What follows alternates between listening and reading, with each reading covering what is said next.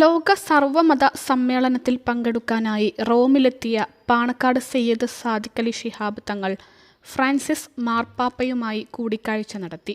കൂടിക്കാഴ്ചയ്ക്കിടെ ഇസ്ലാമിക കലയെയും വാസ്തുകലയെയും സംബന്ധിച്ച പുസ്തകം Islamic art and architecture and introduction മാർപ്പാപ്പയ്ക്ക് കൈമാറി.